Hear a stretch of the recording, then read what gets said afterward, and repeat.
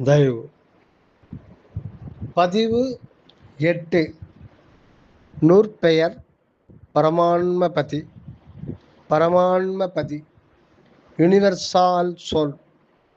நூலாசிரியர் தயாநிதி சுவாமி சரவணானந்தா. அத்தியாயம் தொடர்ச்சி. அத்தியாயம் பிறவிகளின் உண்மை, அதன் தொடர்ச்சி உண்மை பிறப்பு. பாகம் 2. திருச்சிற்றம்பலம். அருட்பெரும் ஜோதி அருட்பெரும் ஜோதி தனிப்பெரும் கருணை அருட்பெரும் ஜோதி. தொடர்ச்சி பிறவிகளின் உண்மை, துணை அத்தியாயம் உண்மை பிறப்பு. உண்மை பிறப்பு. மனிதனின் உண்மை கடவுள்மய ஆன்மாவாய் இருக்கின்றதாக அறிந்து கொண்டுள்ளோம். மனிதனின் உண்மை கடவுள்மய ஆன்மாவாய் இருக்கின்றதாக அறிந்து கொண்டுள்ளோம். இந்த ஆன்மா அனாதி காலமாகவே பல பல தேகங்களில் தங்கி தங்கி வாழ்ந்து வாழ்ந்து இறந்து பிறந்து கொண்டே வந்திருக்கின்றதாகவும் அறிகின்றோம். இப்பொழுது ஆன்மாவே நமது இயற்கை வடிவம். இப்பொழுது ஆன்மாவே நமது இயற்கை வடிவம் என்று அறிந்து கொண்டுள்ளதால் புறதேக நிலையை பற்றாது உள்ளிருந்து ஆன்ம இயற்கை வாழ்வு கொண்டு விளங்குவதே உண்மை வாழ்வாகவும் அறிகின்றோம். இது முக்கியம். மீண்டும் கவனிப்போம். இப்பொழுது ஆன்மாவே நமது இயற்கை வடிவம் என்று அறிந்து கொண்டுள்ளதால் புறதேக நிலையை பற்றாது உள்ளிருந்து ஆன்ம இயற்கை வாழ்வு கொண்டு விளங்குவதே உண்மை வாழ்வாகவும் அறிகின்றோம். முன்பு ஆன்ம ஞானம் வெளிப்பட்டும் அந்நிலையை பற்றி கொண்டு தேகாதி பிரபஞ்சத்தை வெறுத்து ஒழித்த காரணத்தால் தேகமும் அத்தோடு வாழ்வும் முடிந்து விட்டதாம். ஆனால் இப்பொழுதோ ஆன்மாவிலிருந்து பரமான்மபதியின் பெருஞ்சோதி வெளியுறுகின்றதால் அந்த ஆன்ம அகநிலையிலிருந்தே அனகமுற விரிந்து நிறைந்து அந்த ஒளியாலே தேகமும் அதுவாகி விளங்க கொண்டு என்றும் வாழ வல்லவன் ஆகின்றான். இந்த அனக வாழ்வு விளங்கும் ஆன்ம பிறப்பே உண்மை பிறப்பாக அறிந்து கொள்ள வேண்டியுள்ளதாம். இது முக்கியம். மீண்டும் கவனிப்போம். முன்பு ஆன்ம ஞானம் வெளிப்பட்டும் அந்நிலையை பற்றி கொண்டு தேகாதி பிரபஞ்சத்தை வெறுத்து ஒழித்த காரணத்தால் தேகமும் அத்தோடு வாழ்வும் முடிந்து விட்டதாம். ஆனால் இப்பொழுதோ ஆன்மாவிலிருந்து பரமான்மபதியின் பெருஞ்சோதி வெளியுறுகின்றதால் அந்த ஆன்ம அகநிலையினின்றே அனகமுற விரிந்து நிறைந்து அந்த ஒளியாலே தேகமும் அதுவாகி விளங்கிக் கொண்டு என்றும் வாழ வல்லவனாகின்றான். இந்த அனக வாழ்வு விளங்கும் ஆன்ம பிறப்பே உண்மை பிறப்பாக அறிந்து கொள்ள வேண்டி உள்ளதாம். ஆன்மாவுக்கு இந்த உண்மை பிறப்பு இவ்வளவு காலம் உண்டாகவே இல்லை. பழைய வேத காலத்திலே ஆன்ம பாவனைதான் இருந்தது. தான் ஆன்மா தான் ஆன்மா என்று அறிந்து கொள்வதே துவி ஜன்மாவாக, மறுபிறப்பாக, ஞான பிறவியாக எல்லாம் புனைந்து கூறிக்கொண்டிருந்தான் அந்த வேதாந்தி. எனவே இந்நாள் வரை உண்மை ஆன்ம பிறவி உலகில் தோன்றி விளங்கினது இல்லை என்றே அறிய நேருகின்றது. அதனால் அந்த ஆன்மா கருநிலையிலே இருந்ததாகவோ இறந்த நிலையில் கிடந்ததாகவோ தான் கொள்ளப்படும். இத்தருணமே ஆன்மா உண்மை பிறவி எடுக்கின்றதாகும், அருட்பிறவி ஏற்கின்றதாகும், நித்திய ஜீவன் பெற்று எழுப்பப்படுகின்றதாகும். இது இனி எக்காலும் இறந்துவிடாது அழிவற்று விளங்க வல்லதாகும். இவ்வுண்மைத்தான் நம் திரு அருட்பிரகாச வள்ளலார் இறந்தார் எழுதல் செத்தவர்கள் எழுதல் என்றெல்லாம் திரு அருட்பாவிலே ஓதி உள்ளார். சாதாரணமாய் இறந்த ஒருவனுக்கு உயிர் வழங்கி பிழைப்பித்தல் அருளாளனுக்கு ஒரு பெரிய காரியமல்ல, அற்பச் செயலேயாகும். அதனை உலகம் வியந்து கொள்ளக்கூடும், அவ்வளவுதான். திருவருளாலே ஒரு ஆன்மாவை எழுப்பிவிட்டால் அது அருட்பிறப்பால் நித்தியானந்த வாழ்விலே ஓங்கும் என்றும் என்றும். என்னே உலகில் இறந்தார் எழுதல் மிக அன்னே அதிசயம் என்று ஆடுகின்றார். இன்னே திரு அம்பலவன் திருநோக்கம் பெற்றார்க்கு உரு அம்பலத்தே என்று உன் திருவருட்பா. என்னே உலகில் இறந்தார் எழுதல் மிக அன்னே அதிசயம் என்று ஆடுகின்றார். இன்னே திரு அம்பலவன் திருநோக்கம் பெற்றார்க்கு உரு அம்பலத்தே என்று உன். அருள் ஆன்ம பிறப்பு உண்மையே ஆகும். திரு அம்பலவன் திருநோக்கம் பெற்றவர்க்கு ஏற்படுகின்ற இயல் உண்மை வடிவம் அந்த அம்பலத்தே விளங்குவதாம். திரு அம்பலவன் திருநோக்கம் பெற்றார்க்கு ஏற்படுகின்ற இயல் உண்மை வடிவம் அந்த அம்பலத்தே விளங்குவதாம். அதாவது ஆன்மாவாகிய கடவுள் நிலையம் ஆலயம் அம்பலம் ஆதலின் அந்நிலை வாழ்வு திருவருளால் இன்னே இப்பொழுதே கிடைத்து விடுகின்றதாம். ஓர் கரு தாயின் சராயுவில் பூர்ண வளர்ச்சி பெற்றுள்ள நிலை 10 திங்கள் என பகர்வர். அதுபோல இந்த ஆன்மாவும் அருட்பிறப்பு எடுத்து இவ்வுலகில் வர தயாராயிருக்கின்ற காரணத்தால் தசமதி நிறைவாகி திகழ்கின்றதாக கொள்ளப்படும்.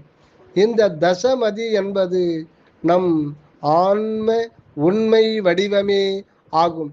இதனால் நம் தமிழ் எண்ணில் 10 என்பது யா என்ற எழுத்தால் யகரமாக குறிக்கப்படுவது. மேலும் இது அகர வண்ண பதி வடிவாகிய 8ம் உகர வண்ண அருளாகிய நாமும் கலந்து எகர வண்ண கடவுள் ஆன்மாவாய் உள்ளதாம். இது முக்கியம், மிக முக்கியம். இதைத்தான் வள்ளல் பெருமான் 8ஓடு 2 சேர்த்து எண்ண வேண்டும் என்பார்.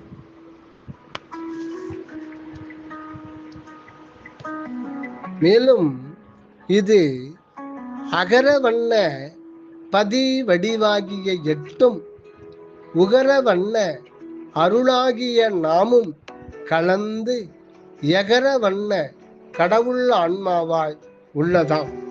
அன்றியும் இந்த ஆன்மாவில் கடவுள் ஒன்றுபட்டு நிற்கும் உண்மையை உணர்த்தவே யகர எழுத்தை 11வது மெய்நிலை வரிசையில் வழங்கி உள்ளனர்.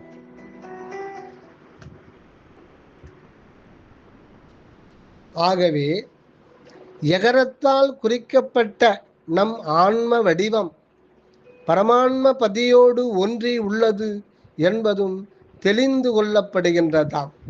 இந்த யகர ஆன்ம கருவுருவில் இத்தனை காலமும் பக்குவப்பட்டு பூர்ண வளர்ச்சி பெற்றுள்ளோம் என்பது சத்தியம். திருவருட்பாவிலே பெருமானார் பாடுகின்றார், சிற்றபையும் பொற்றபையும் சொந்தமெனதாச்சு, தேவர்களும் மூவர்களும் பேசுவதன் பேச்சு, இச்சமய வாழ்வில் எனக்கு என்னை இனி ஏற்று, என் பிறவி துன்பமெல்லாம் இன்றோடு போற்று, சிற்றபையும் பொற்றபையும் சொந்தமெனதாச்சு, தேவர்களும் மூவர்களும் பேசுவதன் பேச்சு, இச்சமய வாழ்வில் எனக்கென்னை இனி ஏற்று, என் பிறவி துன்பமெல்லாம் இன்றோடு போற்று என இசைக்கின்றார் நம் திரு அருட்பிரகாச வள்ளலார்.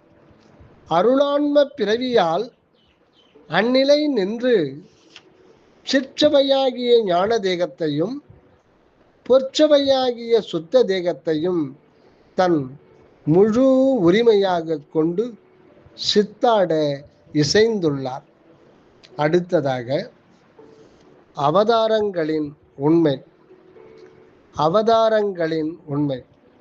பொதுவாக அவதாரம் என்ற சொல் பிறத்தல் என்று பொருள்படுவதாம். தெய்வ விளக்கம் விசேஷமாய் கொண்டு இவ்வுலகில் பிறந்து லட்சிய புருஷர்களாய் வாழ்ந்திருந்தவர்களையே அவதார புருஷர்களாக கொண்டனர் ஆன்றோர். அவர்களுடைய வரலாறுகளையும் அவர்கள் வகுத்து தந்துள்ள வழிமுறை கொள்கை கோட்பாடுகளையும் அவர்கள் தாமே வாழ்ந்து காட்டிய வாழ்க்கை நிலைகளையும் புறநிலை நின்றே ஆய்ந்து கொண்டனர். அவர்களை பின்பற்றினோர் எல்லோரும் அப்படி செய்ததால் ஏதோ ஒரு சில நன்மைகளும் பெற்றார்கள். எனினும் அவர்களின் ஆன்ம அக உண்மையை தெரிந்து கொள்ளாததினால் உலகியல் சிறுபயன்களே பெறப்பட்டனவையாம். நாம் இப்பொழுது சுத்த சன்மார்க்க நிலையிலிருந்து எல்லா அவதார புருஷர்களையும் முழுமையாக நோக்குவோம். ஒன்றான நம் பரமான்மபதிதானே அந்த எல்லா ஆன்மாக்களாயும் இருப்பதாக காண்கின்றோம். அந்த பரமபதியின் திருவருள் ஏகதேசமே அந்த ஒவ்வொரு ஆன்மாவிலும் வெளிப்பட்டிருந்து சில பல வியத்தகு செயல்களையும் விளக்கங்களையும் அருளிவிட்டு மறைந்து போனதாகவும் அறிகின்றோம். அப்படியெல்லாம் தோன்றி மறைந்த மகாத்மாக்களின் உள் நின்று அவரவர்களாய் விளங்கியும் அற்புத காரியங்களை நிகழ்த்தியும் பின்னர் உள் ஒடுங்கி என்றும் போல் பூர்ணமாகவே விளங்குகின்றவர் நமது பரமான்மபதி ஒருவரே என்பது சத்தியம். அவருடைய பேரருளால் நாம் என்ற ஆன்ம தற்போதும் ஒழிந்து அத்துவிதமாக திகழ்கின்றோம். இது முதலாக. அவருடைய பேரருளால் நாம் என்ற ஆன்ம தற்போதும் ஒழிந்து அத்துவிதமாக திகழ்கின்றோம். இது முதலாக. அவரே இப்பொழுது நமக்கு வேண்டுவனையெல்லாம் நேரடியாக வழங்கி வாழ்விக்கின்றார். எல்லா அவதார இரகசியங்களையும் பயன்களையும் வேண்டும் அளவுக்கு அப்போதப்போது தந்து கொண்டே இருக்கின்றார். பக்குவமுறுகின்ற காலையில் பேருண்மையை எல்லாம் வழங்கி பெரும்பயன் கொள்ளச் செய்வார். இது அவரது ஆணை. இனி எந்தவித அவதார புருஷர்களை பற்றியும் புறநோக்காக ஆய்ந்து கொண்டிருப்பதை விட்டுவிட வேண்டும். அப்படி விட்டுவிட்டு பரமபதியை ஒன்றிக் கொண்டிருந்தால்தான் பிற எவராலும் எதனாலும் வழங்கப்படற்கு அரிய பேரின்ப சித்தி பெருவாழ்வை எய்தலாம். அடுத்ததாக பிறவித்தொடர். பிறவித்தொடர். ஒரு ஆன்மாவுக்கு பேரின்ப சித்தி பெருவாழ்வு எய்துவதே குறிக்கோளாக திருவருளாலே ஆணை செய்யப்பட்டுள்ளது. இது முக்கியம். ஒரு ஆன்மாவுக்கு பேரின்ப சித்தி பெருவாழ்வு எய்துவதே வாழ்க்கையின் குறிக்கோளாக திருவருளாலே ஆணை செய்யப்பட்டுள்ளது. அந்நிலையை நோக்கியே ஒவ்வொரு ஆன்மாவும் செலுத்தப்பட்டு கொண்டே உள்ளது. அது ஒரு நெடும் பயணமாக இருக்கின்றதாம். இப்பயணத்தில் சிறிது சிறிதாக முன்னேறி கொண்டேதான் இருக்கின்றது ஒவ்வொரு ஆன்மாவும். ஆனால் எத்தனை விதமான சோதனைகள், எத்தனை விதமான இடையூறுகள், சோர்வுகள், இடைத்தங்கல்கள், வழி தவறல்கள் எல்லாம் ஏற்படுகின்றன. ஆனால் எத்தனை விதமான சோதனைகள், இடையூறுகள், சோர்வுகள், இடைத்தங்கல்கள், வழி தவறல்கள் எல்லாம் ஏற்படுகின்றன. திருவருளே இன்று அத்தடைகளெல்லாம் தவிர்த்து மேற்செலுத்தி கொண்டே உள்ளதாம். மனித பிறப்பென்னும் எல்லை வரை கடந்து வந்துவிட்ட ஆன்மாக்கள் நாம் எல்லோரும். மனித பிறப்பு என்னும் எல்லை வரை கடந்து வந்துவிட்ட ஆன்மாக்கள் நாம் எல்லோரும். இந்த பிறவி பிரதேசத்தில் எவ்வளவோ காலமாக சஞ்சரித்து கொண்டுள்ளோம். இதன் முடிந்த எல்லை கோட்டையும் அடுத்துள்ள அடைய உள்ள நித்யானந்த அருட்பெருஞ்சோதிபதி நாட்டையும் காண்கின்ற பாக்கியமும் பெற்றுவிட்டோம்.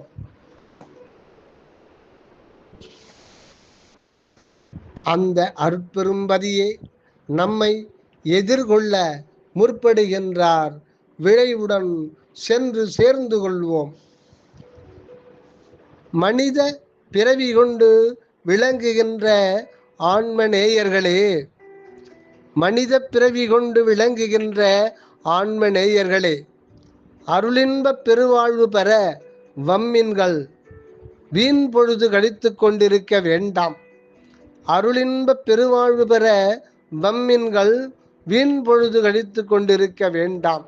இந்த அருமையான சந்தர்ப்பத்தில் அருள் உண்மையை அறிந்து அடைய முந்திக் கொள்ளுங்கள். பழையனவற்றில் பற்று வைத்து கொண்டு அருள் ஒளி பரவாத மருள் நெறிகளில் சென்று கொண்டிருந்தால் இச்சந்தர்ப்பம் நழுவிவிடும். வாழ்க்கை பயன் கிட்டாது போய்விடும். மேலும் இதுவரை நாம் செய்துள்ள அறச்செயலாலும் பாவச் செயலாலும் பிறவி தொடர் சுற்று வழியாக நீண்டு போய்கொண்டே இருக்கும். இப்பொழுது காண்கின்ற உண்மையை பின்னர் எந்த பிறப்பில், எந்த காலத்தில், எந்த இடத்தில் காண்போமோ அறியோம். நல்ல அறச்செயல் காரணமாக அடுத்து மனித பிறப்பே வந்து எய்தினாலும் கூட இப்பொழுதைய மாதிரி உண்மை விளக்கம் பெறத்தக்க சூழ்நிலை அப்பொழுது எங்கனம் அமையுமோ அறியோமே. அன்றி நாம் அறிந்தும் அறியாமலும் செய்த பாவ வினைக்கு ஈடாய் சில காலம் கீழான பிறவி தேகங்களில் அடைபட்டு கிடக்கவும் நேர்ந்துவிடக் கூடுமே. என் செய்வோம்? இன்னமும் அத்தேகங்களில் தங்கி எவ்வளவு அவஸ்தைகளை பட்டு மீளப்போகின்றோமோ அறியோமே. அந்த தண்டனை காலம் முடிந்து விடுதலை பெற்று மறுபடியும் இம்மானுட யாக்கை வழங்க பெறலாம். பெற்றும் இன்று காணும் உண்மையை மறுபடியும் காணவும் அடையவும் எவ்வளவு அவஸ்தைகள் பட வேண்டி இருக்குமோ, எப்படி ஆகுமோ. ஆகையால் ஏன் அந்த பாடுகள் எல்லாம் இப்பொழுதே நேர்ந்துள்ள நல்ல ஒரு வாய்ப்பை பயன்படுத்தி கொண்டு விடுதல் அறிவுடைமை அன்றோ. அல்லல் தரும் தொல்லை பிறப்பு இறப்புகளை நீக்கி கொண்டு விட மேல் பிறவி தொடர்பு அற அருட்பெரும் பதியின் சார்புறுதல் ஒன்றே கதியாகும் வம்மின் வம்மின். ஆகையால் ஏன் அந்த பாடுகள் எல்லாம் இப்பொழுதே நேர்ந்துள்ள நல்ல ஒரு வாய்ப்பை பயன்படுத்தி கொண்டு விடுதல் அறிவுடைமை அன்றோ? அல்லல் தரும் தொல்லை பிறப்பு இறப்புகளை நீக்கி கொண்டு விட மேல் பிறவி தொடர்பு அற அருட்பெரும்பதியின் சார்புறுதல் ஒன்றே கதியாகும் வம்மின் வம்மின். எங்கே அகவளர்ச்சியின் பொருட்டே பிறவி தொடர் ஏற்படுகின்றது. அறிவு விளக்கமும் அன்பின் விளைவுமே அகவளர்ச்சியாக மொழியப்படும். அறிவு விளக்கமும் அன்பின் விளைவுமே அகவளர்ச்சியாக மொழியப்படும். இதுவே ஒரு ஆன்மாவுக்கு ஒவ்வொரு பிறவியிலும் அதிகரித்து வருகின்றதாம். ஒரு ஆன்மா ஒரு தேக பிறப்பில் பெற்ற அக அனுபவத்தோடு மறுபிறவியிலுற்று வளர்த்து கொள்ளுகின்றது. அப்படி தேகமாற்றம் உண்டாகும் போது முன்னதான தூள தேகத்தை மண்ணில் விட்டும் அதில் கலந்திருந்த சுக்கும வடிவை விண்ணில் விட்டும் மற்றும் ஒரு புத்துருவேற்க சென்று விடுகின்றது அந்த ஆன்மா. ஆகையால் அந்த ஆன்மாவுக்கு அகவளர்ச்சிக்கான சூழ்நிலை அருள் நியதிப்படியே எப்படியும் வந்து சேர்ந்து கொண்டே இருக்கும். ஆன்ம உண்மை அறியப்படாததால் தூள தேகமே மெய் என்றும் அதன் புறநிலை வரலாறே உண்மை என்றும் அவற்றையே போற்றி வழிபட்டு கொண்டும் இருக்கின்றார்கள் மக்கள். இன்னும் சிலரோ தூள தேக நீக்கத்தின் பின் வெளிப்பட்டு உழவும் சுக்கும ஆவி வடிவமே புகழ்ச்சிக்கும் வந்தனை வழிபாட்டிற்கும் உரியது என்றும் கொண்டாடி கொண்டிருக்கின்றார்கள். இவர்கள் எல்லாம் சன்மார்க்கத்தில் அருள் ஜோதி முன்னிலையில் உண்மையை கண்டுகொள்ளுவார்கள். அடுத்து முன்பிறப்பு அறிவு பின்பிறப்பு அறிவு. முன்பிறப்பு அறிவு பின்பிறப்பு அறிவு. ஆன்மாவுக்கு பிறவி தொடர் உண்டு என்பது நமக்கு தெரிந்ததே. அதனால் அந்த ஆன்மாவுக்கு அகவளர்ச்சி ஓங்குகின்றது என்பதும் நாம் அறிந்தோம். இந்த அகவளர்ச்சி ஒன்றே முக்கிய காரணமாயிருக்கின்றது. இதற்கு காரணமாயும் ஆதாரமாயும் வந்து சூழ்ந்து நீங்குகின்ற புற தேகாதி பிரபஞ்சமும் புற வாழ்வு நிலைகளும் பற்றத்தக்கனவும் நினைவிற்கொள்ளத்தக்கனவும் மிக மதித்து போற்றத்தக்கனவும் அல்லவாம். இது முக்கியம், மிக முக்கியம். மீண்டும் கவனிப்போம். இது ஒரு எச்சரிக்கைக்கான சத்திய வாசகம் ஆகும். ஆன்மாவுக்கு பிறவி தொடர் உண்டு என்பது நமக்கு தெரிந்தது. அதனால் அந்த ஆன்மாவுக்கு அகவளர்ச்சி ஓங்குகின்றது என்பதும் நாம் அறிந்தோம். இந்த அகவளர்ச்சி ஒன்றே முக்கிய காரணமாயிருக்கின்றது. இதற்கு காரணமாயும் ஆதாரமாயும் வந்து சூழ்ந்து நீங்குகின்ற புற தேகாதி பிரபஞ்சமும் புற வாழ்வு நிலைகளும் பற்றத்தக்கனவும் நினைவில் கொள்ளத்தக்கனவும் மிக மதித்து போற்றத்தக்கனவும் அல்லவாம். ஆகையால் அவை மறக்கவும் செய்யப்படுகின்றனவாம். அப்படி மறைவுற்றவற்றை மானச விஞ்ஞான முயற்சியால் கண்டும் சோதிட ஞான பயிற்சியால் யூகித்தும் உபாசன முறையால் உணர்ந்தும் ஏகதேச விளக்கம் புற வாழ்வை ஒட்டி கூறுகின்றார்கள் ஒரு சிலர். இவை ஒன்றும் அருள் நெறிக்கு வேண்டத்தக்கவை அல்லவாம்.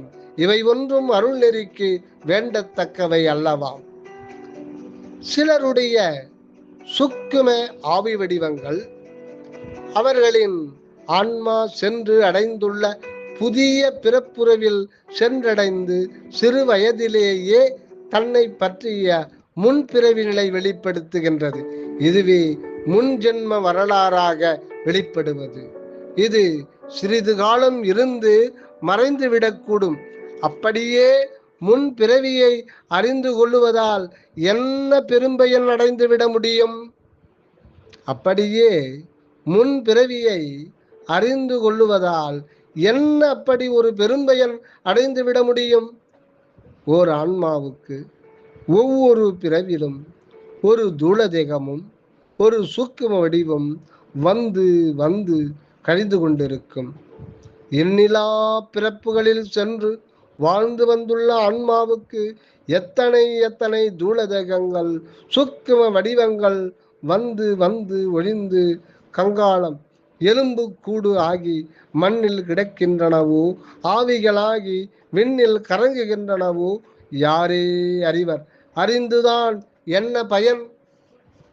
நம் பரமபதி ஆன்மாவில் பூர்ணமாக இருந்து கொண்டும் சூக்கும வடிவங்களில் வியத்தகு ஆற்றலாகி விளங்கியும் தூளகங்களான என்பினுள் ஜோதியாய் மறைந்து கொண்டுள்ளார். இத்தத்துவ உண்மைகள் எல்லாம் பசுபதியின் கற்பனையிலும் எலும்பும் கபாலமும் அணிந்து பேயோடாடும் உருவத்திலும் மறைக்கப்பட்டுள்ளனவாக அறிய வேண்டும். இதனால் தூள தேகத்திலும் சூக்கும தேகத்திலும் ஒரு அற்புத சக்தி அமைந்துள்ளதை அறிந்து கொண்டு அதனை பெற வேண்டும் என்ற ஆவல் கொண்டு அலையாது ஆன்மப்பதியின் அருட்சக்தி ஒன்றையே குறிக்கோளாய் கொண்டு அடைய முயல வேண்டும். அதற்கு அத்திருவருளே உதவி செய்யும். இது சத்தியம். அடுத்து பிறப்பு பேதமை. பிறப்பு பேதமை என்பது ஆன்மாவுக்கு தூளதேக பிறப்பும் இறப்பும் அனாதிகாலமாக ஏற்பட்டுள்ளது என அறிந்து கொண்டுள்ளோம். இது ஆன்மாவுக்கு ஆதி இயற்கையாக தோற்றுகின்றது. ஆன்மா உண்மையில் பரமபதியின் இயற்கை வடிவமாகவே உள்ளது. இது முக்கியம், மிக முக்கியம். ஆன்மா உண்மையில் பரமபதியின் இயற்கை வடிவமாகவே உள்ளது. அப்பதி சக்திதான் அகத்தில் நித்திய பூர்ணமாயிருக்க புறத்தில் அனித்திய மாற்றத்தோடு பிறப்பு இறப்பாகி தோற்றிக்கொண்டும் மறைந்து கொண்டும் உள்ளதாம். ஆகவே ஆன்மாவுக்கு ஆதி இயற்கை போல் உள்ள இந்த பிறப்பும் இறப்பும் நித்தியமல்ல, பதி நிலையில் அருளொடு நித்தியமாய் திகழ்வதுவே இயற்கை உண்மை நிலை என்றும் தெளிகின்றோம் இப்பொழுது. ஆகவே ஆன்மாவுக்கு ஆதி இயற்கை போல் உள்ள இந்த பிறப்பும் இறப்பும் நித்தியமல்ல என்றும் பதி நிலையில் அருளொடு நித்தியமாய் திகழ்வதுவே இயற்கை உண்மை நிலை என்றும் தெளிகின்றோம் இப்பொழுது. இதனால் புதியதோர் முடிவுக்கு வர நேருகின்றது. அதாவது மனிதன் பிறப்பதும் இறப்பதும் இயற்கை என்றது போய், அதாவது மனிதன் பிறப்பதும் இறப்பதும் இயற்கை என்றது போய் இரவாமல் இருப்பதே இயற்கை என்றாகின்றதாம். இரவாமல் இருப்பதே இயற்கை என்று ஆகின்றதாம். இறப்பது தவறு என்பதாலேயே இறந்தோனை தவறிவிட்டான் என்றே சொல்லுதல் சரிதான். ஆகவே இறப்பது அறியாமை பேதமை, இரவாமையே அறிவுடைமை. இரவாமை எப்படி உருவது? முன்வந்த புற மார்க்கங்களெல்லாம் இறப்பை முழுமையாக நீக்கிக் கொள்ள முடியவில்லை. ஏதேதோ ஒரு சில தந்திர முறைகளால் ஆயுளை ஓரளவுக்கு மேல் நீட்டிக்க கொள்ளச் செய்து இருந்து கொண்டு பின்னர் முடிவில் இறந்துபடவே ஆயினர். அகமார்க்கிகள். அகமார்க்கிகள் ஆன்மாவே தன்னுரு என கண்டு பற்றி கொண்டு தேகத்தை இழந்து விட்டார்கள். அவர்கள் ஆன்ம ரூபிகளாகவே ஆகிவிட்டார்கள் என்பது ஆன்றோர்கள் கருத்து. அதன்படி அவர்கள் பிறவியிடாது சுத்த முக்த ஆன்மாக்களாய் விளங்குவதாக நம்பிக்கை. பிறப்பாகிய பேதமையை செம்பொருள் ஞானத்தால் நீக்கி கொண்டார்கள் என்று கொல்லப்பட்டது. உடம்பினுள் வாசம் பண்ணி கொண்டிருந்த ஆன்மாவுக்கு ஒரு புக்கில் அமைந்து விட்டதாக விளங்கினது. தேகத்தலை அற்று ஆன்ம ஞானத்தோடு அடங்கி போவதே மேல் பிறவி எடுக்காதிருக்க வழி ஆக நவிலப்பட்டது. அது அந்நாளைய முடிவு. ஏனெனில் ஆன்மாவே நித்தியம், தேகம் அனித்தியம்.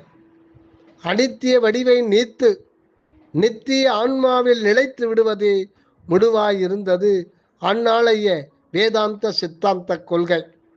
ஏனெனில் ஆன்மாவே நித்தியம், தேகம் அனித்தியம். அனித்திய வடிவை நீத்து நித்திய ஆன்மாவில் நிலைத்து விடுவதே முடிவாயிருந்தது அன்றைய வேதாந்த சித்தாந்த கொள்கை. அப்படி பிறப்பொழிந்த நித்திய ஆன்மா அருகி மறைந்து விடுவதால் ஒரு பயனும் விளங்குகின்றதில்லையே. ஆதலின் அது நித்தியமாக இருப்பதும் இல்லாததும் ஒன்றுதான். அது நித்தியமாக இருக்கின்றது என்று சொல்லுவதற்கு சான்று என்ன காட்ட முடியும்? ஆகையால் பிறப்பு இனிமேல் உண்டாகாதிருக்க வேண்டுமானால் ஆன்மா இப்பொழுது விளங்குகின்ற இந்த தேகமே அனகப்பதியின் அருள் நிறைவால் நித்தியத்துவம் கொண்டு விளங்க வேண்டும். இது ஒன்றே இரவாமையும் மேல் பிறவாமையும் நல்குவதாக என்று தெளிகின்றோம். ஆகவே ஆன்மாவுக்கு எது பேதமை அல்லது அறியாமையோடு கூடிய நிலை என்று இப்பொழுது நன்கு தெளிவுறலாம். ஆன்மாவானது மேலும் மேலும் பிறப்பெடுத்து கொண்டே இருப்பது மூடம்தான், பேதமைதான். அங்கனம் பிறப்பு எடுக்காமல் இருப்பதற்கு செம்பொருள் அறிவு தேவைப்பட்டது. அந்த அறிவால் அந்த செம்பொருளாகிய பரமான்மாவோடு இரண்டர கலந்து ஐக்கியப்பட்டு விடுவதே ஆன்மாவுக்கு முக்தி முடிவாக பிறவா பெருநிலையாக விளங்கி நின்றதாம். அந்த செம்பொருளாகிய பரமான்மாவோடு இரண்டர கலந்து ஐக்கியப்பட்டு விடுவதே ஆன்மாவுக்கு முக்தி முடிவாக பிறவா பெருநிலையாக விளங்கி நின்றதாம் அந்நாளைய கொள்கை.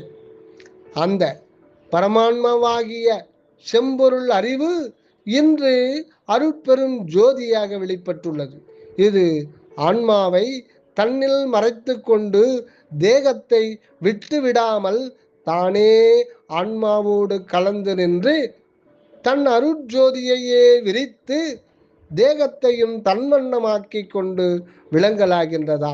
இதனால் மேல் பிறவை எடுக்காமல் இருக்க இறப்பை ஒழித்துவிட்டு வாழ்வதுதான் அறிவுடைமை என்று உணர்கின்றோம். சிறப்பு என்னும் செம்பொருள் இன்று அகமிருந்து அனகம் எரிகின்ற அருட்பெருஞ்சோதியாக காண்கின்றோம்.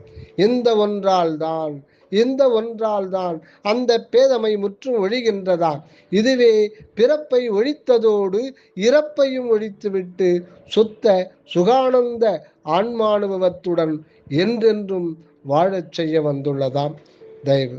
இதன் தொடர்ச்சியாக பிறவிகளின் உண்மை, அடுத்து இதன் தொடர்ச்சி பிறவி பெருங்கடல் பாகம் 8-9 பார்ப்போம்.